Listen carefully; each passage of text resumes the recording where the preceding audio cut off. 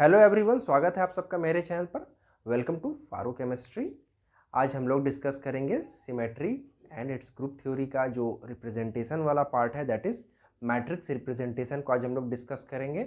और इसमें हम लोग देखेंगे कि किसी भी एंगल या डिग्री से जब हम लोग रोटेट करते हैं तो उसके लिए जो मैट्रिक्स का जो हमारा कॉलम आएगा उसका क्या वैल्यू होगा। तो चलिए हम लोग स्टार्ट करते हैं, ज़्यादा बात को लंबा ना खींचते हुए। अगर आप लोग चैनल पर नए हैं तो चैनल को सब्सक्राइब कीजिएगा और अपने फ्रेंड्स के बीच में शेयर कीजिएगा। पहले हम लोग एक एग्जांपल लेते हैं। मान लीजिए कि हमारा ये कोऑर्डिनेट है x1 y1 z1, और अगर इसमें हम लोग c2 रोटेशन करते हैं अलोंग z एक्सिस तो क्या होगा। सिंपल सा बात है कि x जो है वो अपने एक 180 डिग्री टर्न होगा और वो जो हो जाएगा हमारा -x1 होगा, जिसको कि हम लोग x2 लेंगे। सेकेंड y2 जो है हमारा उसका वैल्यू हो जाएगा -y1 के बराबर, और सिंपली z1 का वैल्यू z1 ही रहेगा, क्योंकि जब रोटेशन होगा तो z1 अपने पोजीशन से चेंज नहीं करेगा, क्योंकि रोटेशन जो है एलोंग z एक्सिस हो रहा है। और x1 जो है रोटेट होकर के माइनस अपने नेगेटिव कोऑर्डिनेट की ओर चला जाएगा 180 डिग्री टर्न होकर के। y1 जो है -y1 में कन्वर्ट हो जाएगा, जिसको कि हम लोग y2 लिखे हैं। x1 जो है -x1 में चला जाएगा, that is equal to x2, and ये हमारा हो जाएगा दैट इज़ z1।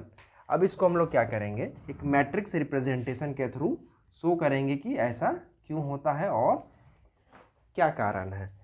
तो सिंपली हम लोग देखते हैं कि ये y1 z1 ठीक है, और इसके लिए जो हमारा 3x3 का जो मैट्रिक्स होगा वो होगा दैट इज़ 1 0 0 0 1 0 0 0 1 ठीक है, जिसमें x और y जो है अपने पोजीशन से 180 डिग्री टर्न होगा, और x जो है -x में कन्वर्ट हो जाएगा, y जो है -y में कन्वर्ट होगा। और तब जा कर के ये जो मैट्रिक्स का वैल्यू है उसको हम लोग ट्रांसफॉर्मेशन के लिए x1 y1 z1 में अप्लाई करेंगे। तो जो हमारा वैल्यू आएगा दैट इज़ -x1 -y1, और z1 जो है वो अपने जगह पर बिल्कुल सेम रहेगा। तो इसको हम लोग लिख सकते हैं that is x2 y2 z2, where z1 is equal to z2। लेकिन अब हम लोग यहाँ पर क्या करेंगे कि इसका जो मैट्रिक्स रिप्रेजेंटेशन है वो कैसे आता है उसको हम लोग यहाँ पर टेस्ट करेंगे। और उसके लिए बहुत सिंपल है, हमको यहाँ पर एक डायग्राम बनाना होगा। और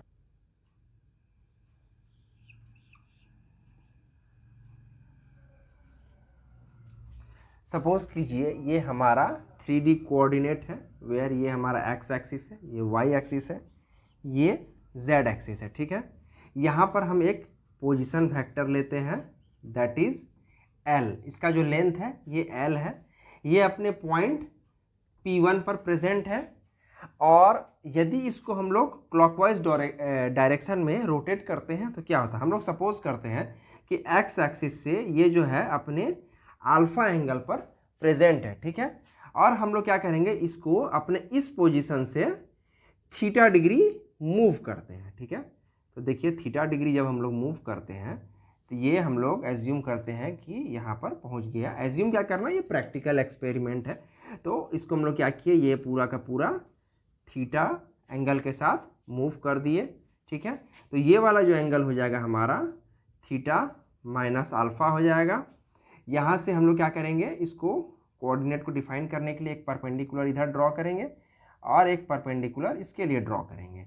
ये वाला जो पॉइंट हो जाएगा हमारा x1 y1 z1, ये जो पॉइंट हो जाएगा फोर्थ क्वाड्रेंट के लिए, क्योंकि ये जब हम लोग 3D कोऑर्डिनेट में हम लोग जब इसको सॉल्व कर रहे हैं तो ये फर्स्ट क्वाड्रेंट है, सॉरी ये ऑक्टेंट हो जाएगा हमारा, क्योंकि 3D कोऑर्डिनेट में टोटल 8 ऑक्टेंट होते हैं।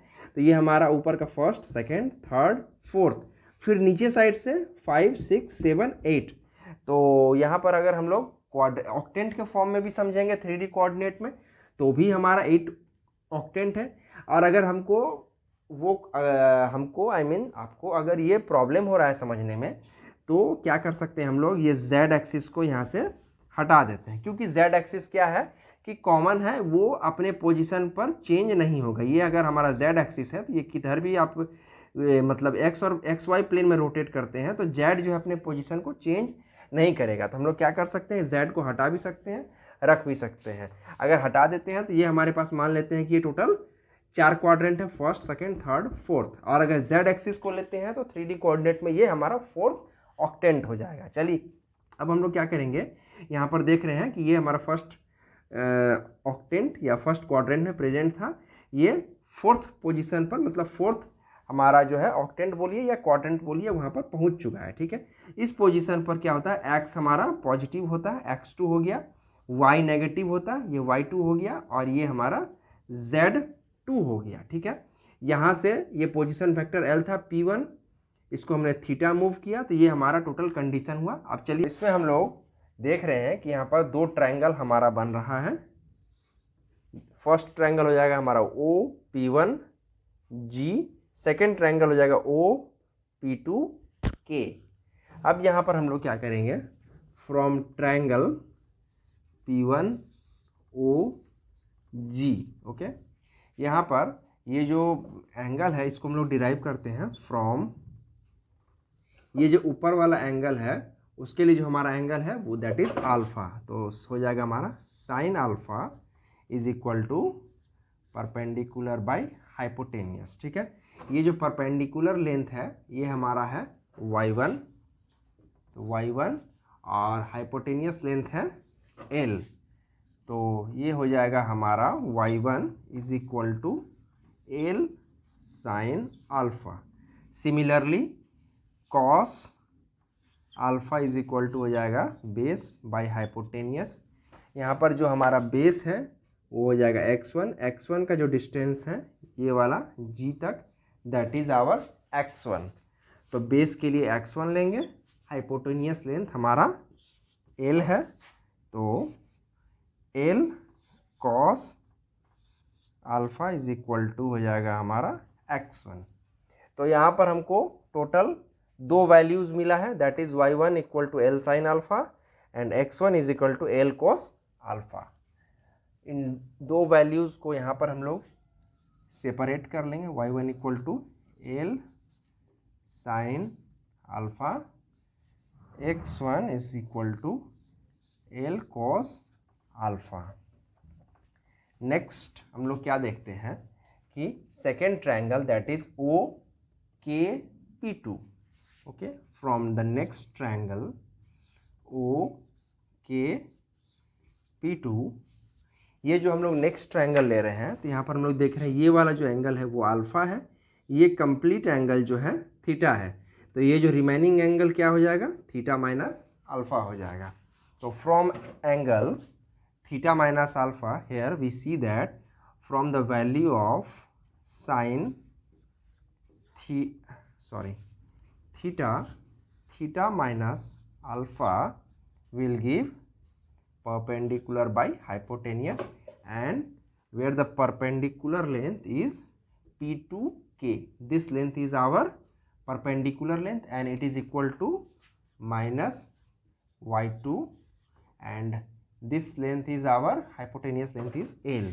Then we get here y2 is equal to minus L sine theta minus alpha. Okay, तो यहाँ पर हम लोग क्या देखते हैं, जब इसको फर्दर रिजॉल्व करते हैं तो हमारा जो साइन थीटा माइनस अल्फा का जब हम लोग एक्सपेंड करेंगे तो ये वैल्यू आएगा sign theta into cos alpha minus cos theta into sine alpha.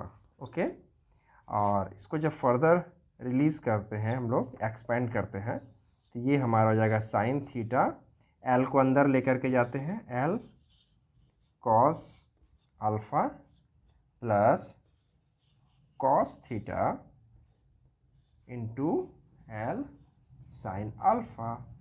Okay, यहाँ पर हम लोग क्या देख रहे हैं, एल कॉस अल्फा, ये देखिए एल कॉस अल्फा का जो वैल्यू आया था हमारा x1 था, तो यहाँ पर इसको सब्सटीट्यूट करेंगे तो ये वैल्यू हो जाएगा हमारा minus x1 sine theta plus L sine alpha का वैल्यू है हमारा y1, that is y1 cos theta. तो हमारे पास जो नेक्स्ट ट्रांसफॉर्मेशन आया है that is y2 is equal to minus x1 sine theta plus y1 cos theta. ठीक है, ये जो वैल्यू है यहाँ पर हम इसको अलग फिर से सेपरेट कर लेंगे, that is y2 is equal to our x1 sine theta plus y1 cos theta. And similarly एक और ट्रांसफॉर्मेशन हमको मिलेगा x2 के लिए, फ्रॉम ट्रायंगल P2OK। ये नीचे वाला ही ट्रायंगल से हम लोग कर रहे हैं, अगर ये नेम आगे पीछे हो गया हो तो उसके लिए परेशान ना हो, यहाँ पर हम लोग कर सकते हैं। और नेक्स्ट हम लोग जो डिस्कस करेंगे दैट इज x1 के लिए हम लोग फाइंड करेंगे, और ये जो वैल्यू आ जाएगा हमारा cos theta minus alpha. Since हम लोग ये वाले ट्रायंगल के लिए कर रहे हैं और यहाँ पर जो बेस में जो एंगल है वो है हमारा थीटा माइनस अल्फा, तो cos theta minus alpha is equal to base by hypotenuse where our base length is equal to O2K। O2K जो हमारा लेंथ है from OK that is equal to x2 and hypotenuse length is L, where on rearrangement we get x2 is equal to L cos theta minus alpha. Okay, on further resolving we get here L cos theta cos alpha plus sine theta sine alpha, और इस L को further अंदर में हम लोग जब multiply करेंगे तब हमको मिलेगा cos theta into L cos alpha plus sine theta into L sine alpha, where on further substituting the value of all L cos alpha is equal to x1, we get x2 is equal to x1 cos theta plus L sin alpha is equal to y1, so we get here y1 sin theta. Okay, so from the value of x2 on further solving this equation we get here x2 is equal to x1 cos theta plus y1 sin theta. Okay, so here we write again, that is x2 is equal to x1 cos theta plus y1 sin theta.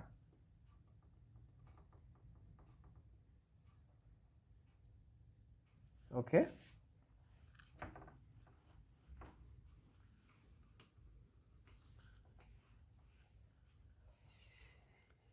इस पूरे transformation के बाद अब हम लोग इसको matrix के system में अप्लाई करेंगे, तो हमको एक जनरल फार्मूला मिलेगा जहाँ से हम लोग मैट्रिक्स का जो रोटेशन होता है, मैट्रिक्स के रिप्रेजेंटेशन के थ्रू रोटेशनल वैल्यू को हम लोग आसानी से फाइंड कर सकते हैं। तो चलिए हम लोग अब उसको देखते हैं, और उसके लिए हमको सिंपल कुछ नहीं करना है। हमारा जो फर्स्ट जो वैल्यू था that is x1 y1 z1 था। ओके, ये जब ट्रांसफॉर्म्ड होता है तो हमको मिलता है x2 y2 z2। ठीक है, अब यहाँ पर हम लोग क्या देख रहे हैं कि रोटेशन कर रहे हैं, और वो जो रोटेशन हो रहा है वो z एक्सिस के थ्रू हो रहा है और CN एक्सिस है, मतलब सॉरी एंगल जो है हमारा वो यहाँ पर एक जनरल लिया गया है that is equal to n। n इसलिए ले रहे हैं क्योंकि ये जो हमारे पास फॉर्मूला अभी जो नेक्स्ट फ्रेम होगा वो फॉर्मूला कंप्लीटली एक ऐसा फॉर्मूला बन करके आएगा जहाँ से हम लोग किसी भी एंगल से हम लोग जब भी रोटेट करें तो उसके लिए जो भी मैट्रिक्स रिप्रेजेंटेशन की ज़रूरत होगी वो यहाँ पर हम लोग आसानी से देख सकते हैं, मतलब वो हमको मिल जाएगा। उस फॉर्मूला के थ्रू हम लोग किसी भी एंगल पर रोटेट करेंगे लेकिन उसका हमको यहाँ पर कंप्लीट डिटेल प्रेजेंट रहेगा। ठीक है, तो हम लोग देख रहे हैं ये हमारा x1 था, ये y1 था, ये z1 था। ठीक है, रोटेशन क्या कर रहे हैं हम लोग, एलोंग z एक्सिस कर रहे हैं। तो z एक्सिस के थ्रू रोटेशन कर रहे हैं तो z एक्सिस पर कोई भी चेंज नहीं आएगा, तो इसके लिए हम लोग यहाँ पर जो वैल्यू है वो 1 रखेंगे। ठीक है, ये जो वैल्यू है ये 0 दिखाता है। 0 का मतलब हुआ कि there is no contribution of this y into z axis या फिर z कोऑर्डिनेट, एंड ये 0 दिखाता है there is no any contribution of x in z axis at this point. Okay, तो यहाँ पर चलिए हम लोग नेक्स्ट इसको डिस्कस करते हैं। तो हम लोग क्या देख रहे हैं कि ये जो रोटेशन है ये रोटेशन थीटा एंगल से हुआ है। थीटा एंगल कुछ भी हो सकता है। उस केस में हमारा जो कोऑर्डिनेट था that is x1 y1 z1 था, जो कि रोटेशन होने के बाद जो हमारा न्यू कोऑर्डिनेट फॉर्म हुआ वो था x2 y2 z2। ठीक है, वेयर x2 का जो वैल्यू हमको मिला है that is x1 cos theta plus y1 sine theta. Okay, y2 का जो वैल्यू आया था that is equal to minus x1 sine theta plus y1 cos theta. ठीक है, और z का जो वैल्यू था हमने स्टार्टिंग में ही डिस्कस किया था, z1 is equal to z2 होगा। तो z2 जो है एज इट इज़ हम लोग लिखेंगे और ये हमारा मैट्रिक्स का जो फाइनल रिजल्ट आएगा वो कुछ इस प्रकार का आएगा। तो ये कैसे आता है, यहाँ पर इस फाइनल मैट्रिक्स रिजल्ट के लिए हमारे पास कुछ तो क्वेश्चन में मैट्रिक्स रिजल्ट रहा होगा, सॉरी मैट्रिक्स का रिप्रेजेंटेशन रहा होगा। तो हम लोग यहाँ पर जानते हैं कि ये जो मैट्रिक्स है हमारे पास ये 3x3 का मैट्रिक्स है। ये जो मैट्रिक्स है हमारे पास 1 2 3 रो है इंटू 1 कॉलम का है। तो number of column in first matrix is equal to number of rows of second matrix. अगर मैच हो जाता है, मतलब ये जो फर्स्ट कॉलम का फर्स्ट मैट्रिक्स का जो हमारा कॉलम और सेकेंड मैट्रिक्स का रो अगर बराबर होता है तो उस मैट्रिक्स के बीच में मल्टीप्लिकेशन पॉसिबल होता है। वेयर अगर ये मैट्रिक्स हमारा ए है और ये मैट्रिक्स बी है तो ये फर्स्ट मैट्रिक्स का कॉलम और सेकंड मैट्रिक्स का रो बराबर होगा, तभी ए इंटू बी पॉसिबल हो सकता है, अदरवाइज पॉसिबल नहीं होगा। ठीक है, तो यहाँ पर हम लोग क्या देख रहे हैं कि इस पूरे रोटेशन में यहाँ जो रिजल्ट आया है x1 cos theta plus y1 sine theta, और y2 के लिए आया है x1 sine theta sorry minus x1 sine theta minus x1 sine theta plus y1 cos theta. तो अगर इस वैल्यू को हम कुछ इस तरह से क्वेश्चन में सेट करें कि हमको वो रिजल्ट आएगा, तो उसके लिए यहाँ पर वैल्यू क्या हो सकता है। तो वेरी सिंपल है, जिस तरह हम इसको यहाँ पर मतलब इसको जो सॉल्व करने का टेक्निक है अगर उसको हम लोग रिवर्स करते हैं तो हम लोग क्या देखते हैं कि जो ऊपर में वैल्यू आएगा वो आएगा हमारा cos theta, and second column first row में जो वैल्यू होगा हमारा वो होगा यहाँ पर sine theta.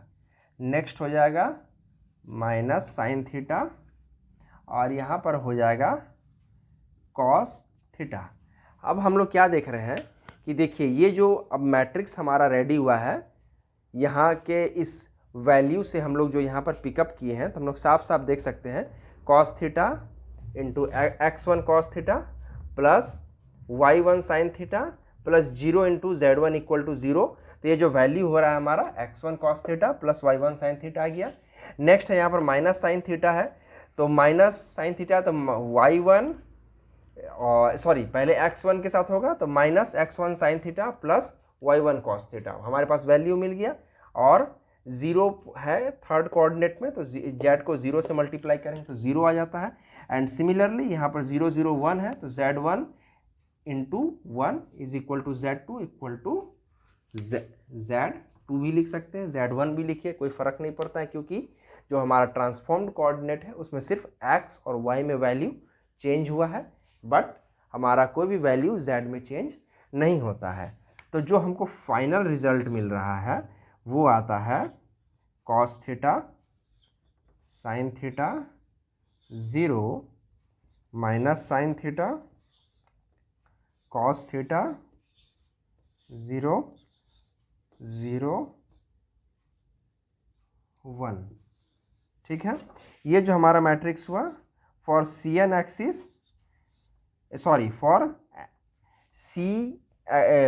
proper rotation along z axis through an angle theta clockwise direction।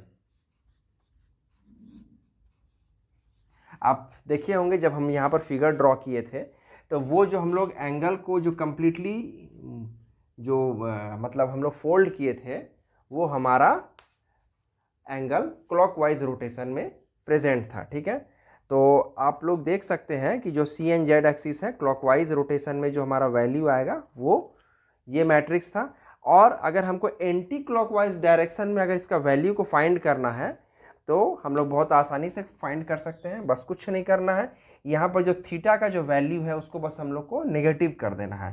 तो ये जो वैल्यू हो जाएगा हमारा, ये हो जाएगा cos minus theta sine minus theta 0 second minus sine minus theta cos minus theta 0 0 0 1। तो इसको फाइनल जब हम लोग सॉल्व करेंगे तो हमारा जो वैल्यू आएगा दैट इज कॉस थीटा, क्योंकि cos minus theta cos theta होता है, sine minus theta minus sine theta हो जाएगा 0, सेकेंड हो जाएगा minus into minus sine theta plus sine theta हो जाएगा। नेक्स्ट हो जाएगा cos minus theta that is equal to cos theta 0 0 0 और z के लिए 1 हो जाएगा। तो ये जो हमारा मैट्रिक्स होगा ये मैट्रिक्स हो जाएगा हमारा that is equal to C N axis rotation through z axis and in the anti clockwise direction. तो C n Z along anti clockwise direction में जो हमारा रिजल्ट आएगा मैट्रिक्स का वो ये रिजल्ट है। इसका कहने का मतलब हुआ कि एंटी क्लॉकवाइज हम कितना भी एंगल से अगर हम लोग रोटेशन करवाते हैं तो बस वो जो एंगल का वैल्यू है वो यहाँ पर हम लोग पुट अप करेंगे तो वो हमारा जो फाइनल रिजल्ट बनेगा दैट इज आवर मैट्रिक्स। अब हम स्टार्टिंग में डिस्कस किए थे C2 एक्सिस का रोटेशन। ठीक है, तो अब हम लोग देख सकते हैं कि अगर ये हमारे पास जो मैट्रिक्स है एंटी क्लॉकवाइज डायरेक्शन के लिए है, ये मैट्रिक्स जो है क्लॉकवाइज डायरेक्शन के लिए है। बहुत आसान है।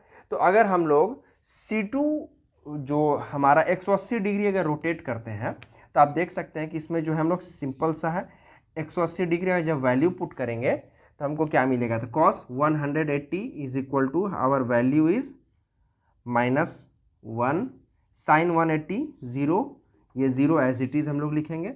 यहाँ पर आ रहा है साइन डिग्री। ठीक है, तो sine theta equal to 180 degree, तो ये भी 0 हो जाएगा, यहाँ पर 0 हो जाएगा। कॉस थीटा 180 डिग्री, यहाँ पर -1 हो जाएगा, ये 0, और ये जो है हमारा एज इट इज़ 0 0 1 रहेगा। तो ये आप देख रहे हैं कि हमारे पास जो मैट्रिक्स जो रिप्रेजेंटेशन है सी एन एक्सिस जो है C2 एक्सिस के लिए ये हमारा मिल गया through anti clockwise direction along Z axis का, ये हमारा मैट्रिक्स है। इसी तरह कितना भी डिग्री हमको रोटेट करना हो उसके लिए हम लोग यहाँ पर थीटा का वैल्यू पुट करेंगे। क्लॉकवाइज करना हो तो क्लॉकवाइज में, एंटी क्लॉकवाइज करना हो तो एंटी क्लॉकवाइज में कर सकते हैं। तो आज के वीडियो में बस हम लोग यहीं तक डिस्कस करेंगे। अगर आपको हमारा वीडियो अच्छा लगा हो तो प्लीज़ चैनल को सब्सक्राइब कीजिएगा।